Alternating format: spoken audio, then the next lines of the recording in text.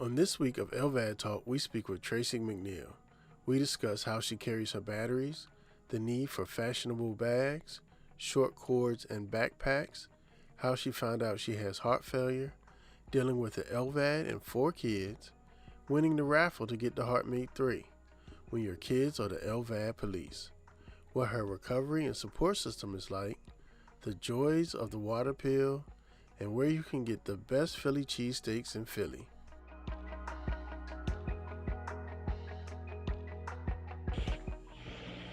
Ladies and gentlemen, welcome to another episode of Lvad Talks. We have another member of the Lvad Nation today. I'm sitting here with Tracy McNeill, and she will share her story with us today. How you doing today, Tracy? I'm getting yourself. I am awesome. We've been friends on Instagram for a long time. Yes. Yeah, long time. And we share some of the same struggles. Yes, we do. Yeah. So how long have you had your LVAD? I had my Lvad since 2015. Okay. Okay. Oh, what month? In June the 25th. Okay, I got mine in March. Okay. So Yeah. we got ours around the same time. All right. So I gotta ask you. I don't see your strap. How are you carrying your batteries? I carry mine and my fanny pack. Okay.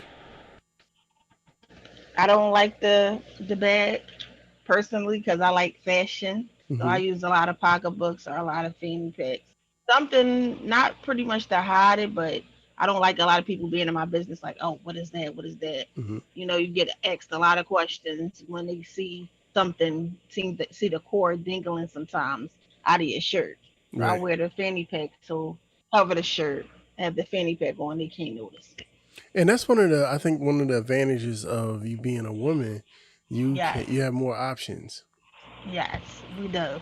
Like Y'all don't. I got a couple bags that I use, but I can't Okay. play it off like y'all can. No, no, not even, not even. But I think the Elevated team should at least come out with like bit more fashionable bags for people who wear Elvets, men and for women. Mhm. That's what I think they should, because we have to live with this machine until half of us can be a bridge to a heart transplant, Mhm. and half of us can't. So pretty much make us feel happy while we carrying this around. Right. I had to go through other options to get a bag, and I don't have it. I'm not wearing it right now, but I Okay. bought 2 Supreme bags, and I Okay. love those bags. And they're a lot bigger than. First of all, they're stylish, and somebody see the red Supreme bag, they already know what it is. So they don't Yeah. even. They're so into that they not even ask me about the little white wire that's coming out of it. You know what I Yeah. mean? And Yes. it gives me a lot more room that I can put my batteries, my phone, and my keys in there Yeah. and just keep it moving. But it was Mhm. hard finding something that I didn't have to cut or the zipper zipped on the right side was my hardest thing. So Yes. I can get my cord in and zip it correctly without having it all open. Okay. Yeah. I So feel the same way. I need something that go make me feel better about carrying this around. yeah. I wish my cord was a little bit longer because I can't do a backpack. Oh yes, that's another thing. I see a lot of people that does do backpacks for Mm-hmm. Lvads, but Yeah. I don't know if mine's that long enough either. Yeah, I can't slide all the way around to my back. So I gotta do like a saddlebag or something on my shoulder or Hmm. a fanny pack. But Oh, okay. they look at dudes sideways when a guy has a fanny pack. So, Something like that. Something like that. so what led you on your road to your LVAD? Actually, after 2 months after I had my daughter, I have asthma, so I went to the hospital because I thought I was having like an asthma problem. Hmm. So why I went to the emergency room, and they keep on coming back and forth in my room when I'm at the emergency room. I'm like, what is going on? They keep on checking the machines, and then they came in and was like, we want to do an echo on your heart. We think you might have heart failure. I'm like, what? I'm like, no, I don't have that. I'm just Right, here for my asthma to get, a breathing treatment, then go right. home to my kids. But no, they did blood tests and everything else and found out I had heart failure from childbirth. Okay. Yes. So me having my fourth little one Hmm. gave me heart failure. Oh wow, wow. So how old were you at the Yes. time when you first were diagnosed? Um, it's a little, I think like 24, 25, Hmm. real young, because I'm 31 now. So yeah. Okay. Okay. So in 2014, that's when I found out. 2 months after I had my daughter, that I had heart failure. Did they hospitalize you immediately, or was it some time? Yes, They yes, did. they Okay. did. They wanted to do a lot of tests on me. But the hospital that I was at wasn't giving me the right medications, and I got sicker and sicker and sicker, Hmm. and I couldn't pretty much attend to my newborn baby. So I had to pretty much hand her over to our godmom. That's my aunt, Hmm. so she could take care of her because I was too sick to take care of her. So I Okay. went to another hospital. They gave me the right medications and everything like that, but I still was getting sick. Still was not getting better. So I did another option, went to another hospital, and that's when they told me I look too sick, I'm weak, it's time to get the LVAD. Hmm. So what was your how did they introduce it to you? Pretty much they introduced it to me to the hospital I was at before. They showed me how it was made and everything, and telling me how it would go, how would the surgery be. I was kind of scared at first, but you gotta put your hands in God. Hmm. God go ahead you at all times. So I pray all the time, and around that time I was praying all the time. My grandmama's, she's a big Christian person. Hmm. She believe in God, so I'm like, God could do this. I'm just do it because I was getting sicker. I had to go home to four, little ones, Hmm. and they needed their mother, so I was agreed on getting the LVAD. Okay. Okay. So at that time you had a newborn. How old were your other kids? They was my son. He was in the second grade, I think, Hmm. but now he's like in the seventh now. So they was real young. They was Okay. real young. Okay. So of course they probably had no idea what was going on with mommy. No, no, they didn't. Only thing they noticed that mommy was at the hospital because she was sick. They didn't really understand that much until they got like a little older, Hmm. and they understand what the LVAD is because I have the HeartMate 3. Hmm. So at Jefferson, when I got the HeartMate 3, they did like a little raffle to see who would get the HeartMate 3, and I'm the one who won the raffle. Yeah. So Yeah. I Because was a if you got yours around the same time I got mine, that was the introduction of the three. yes, Hmm. and I was the first one at Jefferson Hospital that got the LVAD 3. I mean the HeartMate 3. Sorry. Hmm. Okay. So with your kids, has it become a lifestyle with them? Yes, because actually, I showed them how to like, God forbid, if something ever happened to me, Hmm. like if I passed out, I showed them how to like do the barities, change the barities. They'll Hmm. go where the machine is at, where the barity charger at. They know how to change it. They know how to hook me up to the monitor to the wall Hmm. and take me off. And I was telling my LVAD team that that's what I taught my kids. So it was like that's a good idea. We're gonna throw that idea out there to parents that have kids that they should teach their kids also how to work the LVAD barities and also the wall monitor because God forbid, because in 2016 I did have an accident. Hmm. I pretty much blacked out, passed out. I woke up in the hospital bed. They had me like pinned to the bed. It's tubes down my throat, all these IVs in me. My family told me that I just passed out, and they didn't even know how to like change the barities. They had to call somebody through like video chat to Hmm. teach them how to do it so the AMC people can take me to the hospital. Hmm. So pretty much I around that time I was get bad. I had like a 30% chance of living. My organs was failing Hmm. and everything like that. And but for the grace of God, I fought through it. Hmm. Hmm. Yes. Yeah, my kids, they're the LVAD police. Oh, my son is because with the LVAD people, we have the little thing it say green, yellow, and red Hmm. on there. So he'd come in every morning like, which one are you, mom? Are you the green? You the red? Are you the yellow? I'm like, I'm the green. He's like, well, you get to the yellow. You know you gotta call your nurse. Blah this blah. I'm like, I know this. I know you want to be a doctor, but you are not my doctor. I have a doctor. So I'm just making sure. So every time I change my batteries into the wall monitor and they had to beep, beep, they hurry up and run in here like, you okay? I'm Yes, like, yeah, I'm okay. yes. I'm okay. I'm okay. Oh, the guy, like the other day I was driving and my battery started beeping. I've had mine for a while, so I got mad batteries. I got like three sets in Yeah, my car. I So, do too. but my son was like, "Daddy, come on now. You know." I'm like, "Son, I'm in the middle of the interstate. No, you need to pull over right now, Daddy."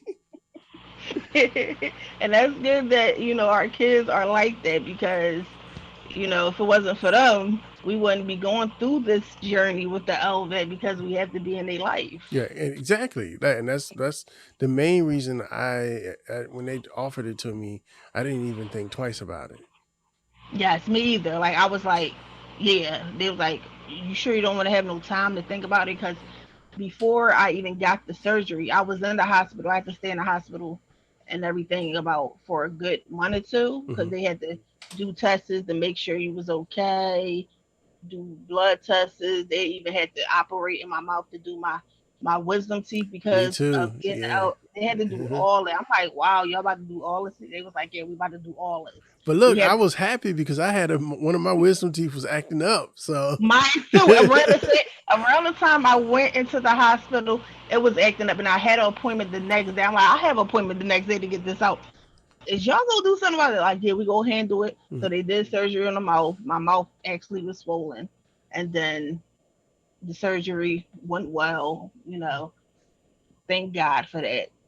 But how I was? know after the surgery, it felt like a car just like a whole car just hit your whole body.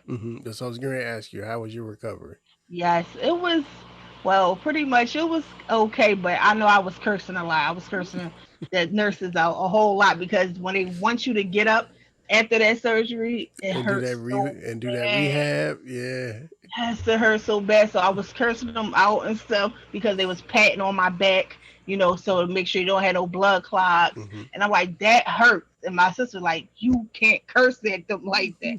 I'm like, it hurts. They're okay, Miss McNeill, we about to give you more pain medicine because we do not want you to suffer. I'm like, okay, but yeah, it definitely. I wouldn't want to worse that on my worst enemy. That pain because the pain is crazy. What was your? How long did you stay in the hospital after your surgery? After my surgery, I stayed in the hospital about a month because they pretty much say my recovery was real fast because I was young. Hmm. So my body went back to just like that. And somebody older than me, it probably would have taken more time for them to recover because they older. Hmm. Okay. So once you got home, how long was it before you felt like you was ready to be up and about? Actually, after I came out the hospital that day, I was out and about. Hmm. I was out and about. I went shopping with my sister and everything. They was like, "You sure you want to do this?" I'm like, "Yeah," because pretty much I was in the hospital around the summer, the summer hitting and everything, Hmm. the nice weather. I was stuck in the hospital, so I was enjoying that good weather. So Okay. I say I want to be out, but you know, I shouldn't been out that long because right when I was out, I started feeling pain. So my sister's like, "Oh no, we going straight home immediately." Like you getting right in the bed. I'm like, okay, okay. But did you? How long was it? Once you had your surgery, that you felt that, like with me, I didn't realize I was as sick as I was until Me, I yeah, started recovering. Then I was like, oh, this is what I was supposed to feel like. yeah. It's definitely a whole different from when you can't walk. Like it was so bad, I couldn't even walk my son to school because I would be trying to catch my breath and everything. Like it was totally bad. I couldn't even walk my kids because my son's school was right up the block, 2 blocks from me, and my kids' daycare was like a block up from me. I couldn't even do that at all. Like it's pretty much that I was about to pass out in Hmm. the streets, and my son had to like hold my hand so I can walk back to the house. But it was a totally different. when I had the elevator, I'm like, oh my God, I feel so much better. I can breathe better Mm-hmm. and everything like that. I'm like, this feels so wonderful Yeah. because I feel like I was pretty much dying when I didn't have the elevator. I think, and with me, I got out there a little too fast because my body was feeling good and I wanted to do stuff, you know. Yes, So who was your caretaker when you got home? Of course your kids. a whole lot of people. Mm-hmm. It was my sister. She would do my pill case, my pill box for me, and she would change my drive line for me. And she would have my nieces take turns to spend the night to make sure I took my medicine. My grandmom would make breakfast and lunch and dinner for me. My nephew would do the same thing, come and check up on me and things like that. I had the whole village, the whole family just taking care of me. And by me having kids, they took over and watched the kids for me, like pretty much a good the 6 weeks that I had to recover. Mm-hmm. They watch my kids for me. So I'm like, oh, thank you so much. Like, but you have to have a village when you have this LVAD and you also have kids. Yes. And that's one thing I'm trying to stress to people that your caretakers are very important in this stage. Yes, most S- definitely. So who does your dressing changes? My sister and I also have. If my sister don't change it, I have a nurse that comes in every week Mm-hmm. that checks my vitals and make sure I'm doing good. And she also changed my drive line and everything like that. Okay. Okay. So you mentioned that I guess it was a year afterwards you had an episode where Yeah. you fell out. Did you have any other complications? Yes, I did.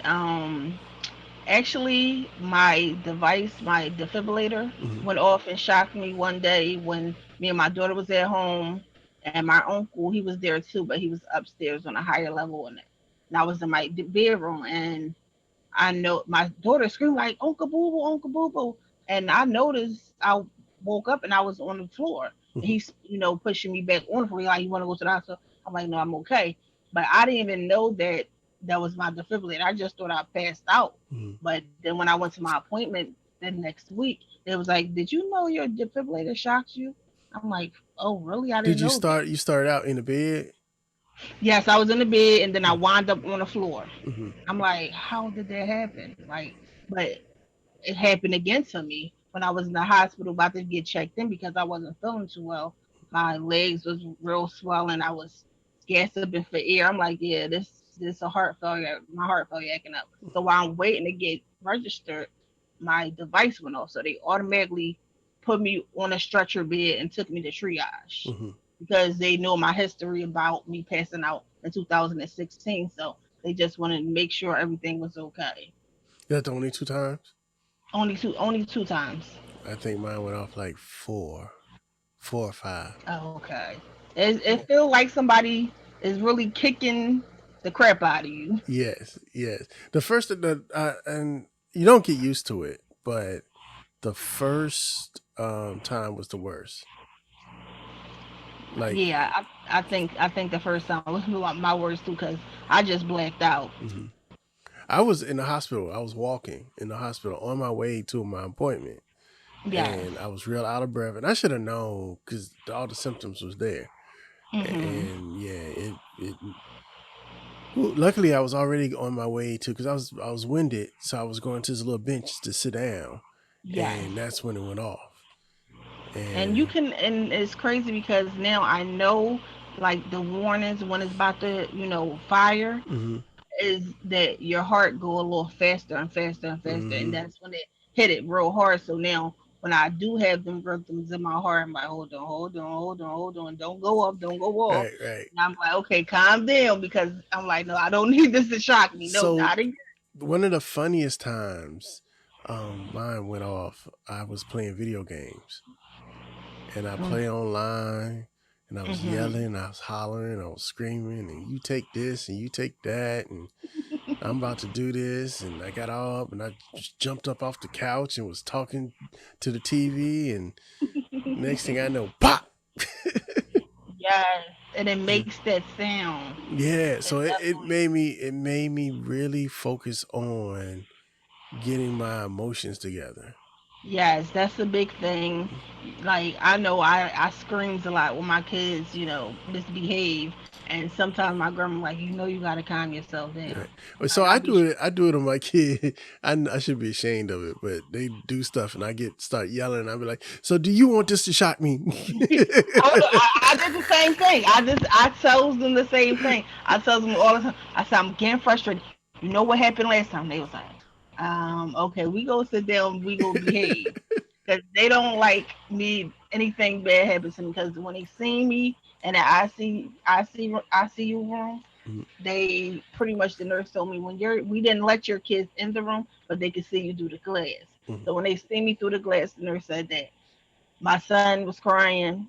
My youngest, she didn't really know what was going on. But what hurts me the worst that my baby girl, the one who gave me the heart failure, mhm, that she was tearing up. It's like she wasn't crying, but it was tears coming down her face. mhm, So I immediately cried when the nurse said that. She like, cause I had to go home and tell my mom what did I see.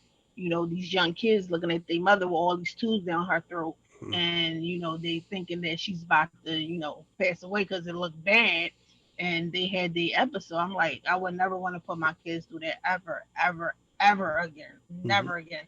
So when I go to the hospital, if I have a heart failure, one of my heart failure moments, they pretty much be scared because they're like, hold on, is she gonna come back out that hospital? Because she did go last time. So pretty much when I'm in the hospital, they harass me. My mhm, phone goes off every 5 minutes. Every 5 minutes, a FaceTime call, a video chat call. I'm like, I need to get some rest. No, we just want to make sure you're okay. And every time I go in the hospital, what are you doing?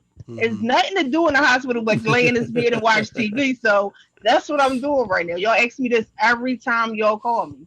So my grandma be telling them, let your mom get some rest. They still sneak off and get on the phone and call me. I'm like, y'all just do not listen.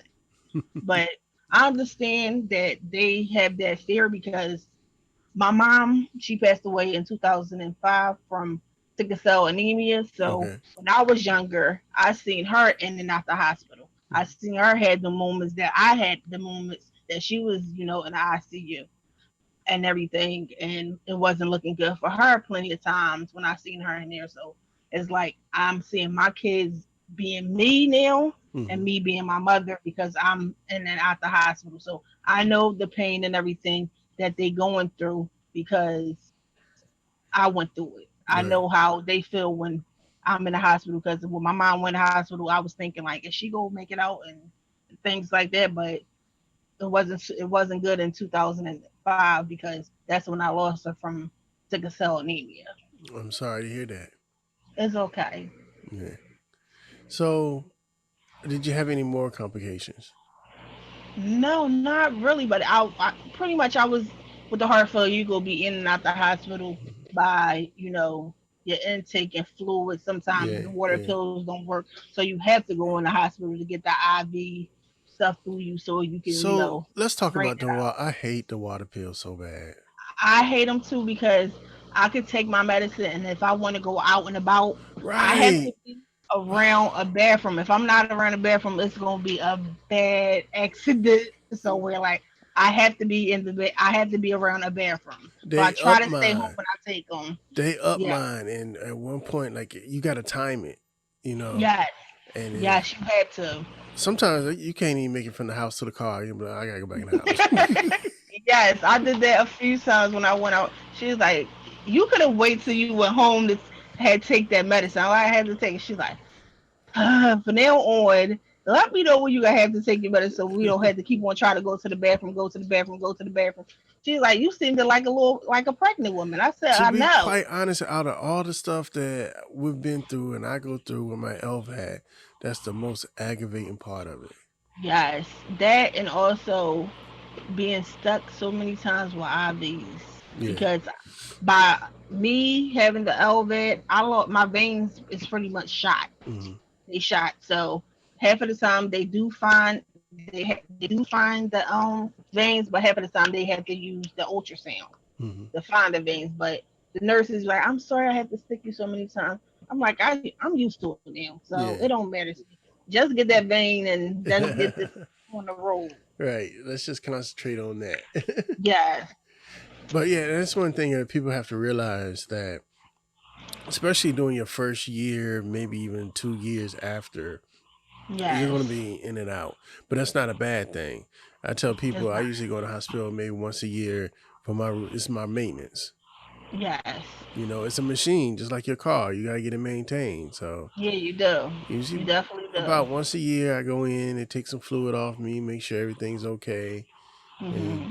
I just hopefully you don't have control sometimes of when it happens, but you try to time it during a Yeah. good time. So Yes.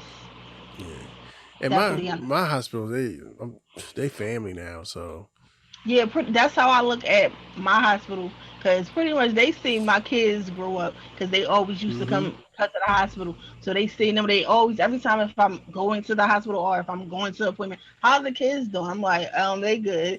So we got to see pictures. Let me see pictures. Every time they come up to the hospital, they getting cookies and ice cream. Like, I'm like, hold on. Why Right. I is got y'all one bringing nurse this to do that, right? And then like cookies and ice cream? and And I that's my can't have daughter. none, and they eating it in front of me. That ain't even right. Yes, I'm like, okay, it's every time. So every time I will go in the hospital, the kids coming up, like, Uh y'all want them to come up. I'm trying to get away from them. Y'all want them to come up. This is my little break. I know I'm in the hospital, but this is my little break away from them. You huh. want them to come up to the hospital. I'm like, no, we love Yeah. to see them. And I We tell love them. and I tell people sometimes when I go in the hospital, that's my little mini vacation sometimes. It is. It's pretty much that's what I said. It's my mini vacation. I don't want to be bothered, but they don't understand no botherness because they just call and call and call and Mm-hmm. don't even want nothing. Oh I'm like, yeah. okay, it's not an emergency. Don't call my phone. Yeah, that's the nature of kids though. Yes, it is. So how is it being a woman with LVAD?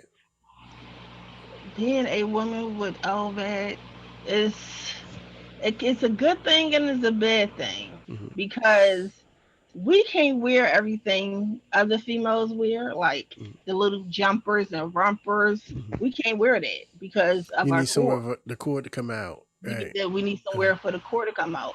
So hopefully, somebody in the fashion world would come up with rompers or jumpers and stuff, skirts and dresses like that that can have like a way that you can pull your Lvad out mm-hmm. of a pocket and then you can zip it or button it up. That would be a good thing because some females feel insecure because they can't wear certain other things that other females wear that who does not have the LVAD. Because I did that when I first got the surgery. I was a little depressed. I Mm-hmm. was like, I'm like, I don't have no confidence in myself. Like my whole sexiness went away. My sister was like, you better embrace that scar right there. You Right. better embrace that scar. She's like, I know you used to wear low tops and all like that. You still wear them, Right. but it had to take me a good 2 years to get back to myself because pretty much I didn't want to get my hair done, didn't want to go out, didn't want to do nothing. Mm-hmm. So I started like praying more, talking to my sister more, and I'm like, okay, I'm this what I'm gonna do. I'm gonna get myself back. So now my sister's saying like, oh yeah, that's my sister that I know Okay. who gets her hair done, who dress and who want to look cute. She like you back to yourself, and I like that. And I want you to keep that like that. I'm like, I'm gonna try. So she like, no, ain't no trial. We go. This what we doing. Right. Right. You got to what I call my LVAD swag. You got to still rock it. Yes, you have to. You definitely have to. What advice would you give someone that had to have the decision to have the LVAD or not? I would tell them they should because it's a lifesaver. It will save your life at the end of the day. I know the surgery is long. I know after the surgery, it hurts like hell. You got tubes in your neck, tubes everywhere. And, the recovery is kind of, bad too because you in pain all the time. You're not comfortable. You can't sleep. But if that's going to save your life and that's like a second life right there. Mm-hmm. There's a second life. Because pretty much the LVAD is like you're pretty much your life support that you're carrying around in bed. Yeah. It's Yeah. actually your life support. So you want to be out here breathing and enjoying this. this earth and this world, and if you have kids, family, you gonna want to get that Lvad because, like you said, I didn't have no second thoughts about getting. I'm like, yeah, let's do this. Hmm. Let's get this on the road. Like I know when I went into that OR, laying on that table, I was crying like a baby because in the back of my head is like, if I'm gonna make it out of this, is I'm gonna pull through this. But for some reason in that OR, I felt my mom in there. Okay. So I was just okay. I'm like, oh, I can't. I'm gonna get through this because I feel her spirit all around me. So Hmm. I said, I'm good. Even the nurse was crying with me because I'm like, because I'm gonna make it back to my kids. She's like, trust me, you gonna make it back to your kids. Yeah. Yeah. All right. I think we can wrap it up from there. If Okay. anybody wants to get in touch with you, ask you questions, what is your social media? How can they get in touch with you? Is Mamie MAMI8 underscore 215. So I know we ain't supposed to have none, but next time I'm coming to Philly, we getting cheesesteaks. Okay, you have to go to Max's. All right. That's on Erie Avenue. That's where I'm from, Erie Avenue. So they have the best cheese sticks. I don't care what anybody say. The Pats and Geno's Uh down huh. South Philly. Right. No, you have to come go to Max's cheesesteaks. That's the best. All right. I come through Philly sometimes, so I'm gonna slide through and I'm gonna hold you to it. Okay, most definitely. Thank you for taking your time and talk to me today. Thank Lady, you. You have a good day. no problem, ladies and gentlemen. This is my conversation with Tracy.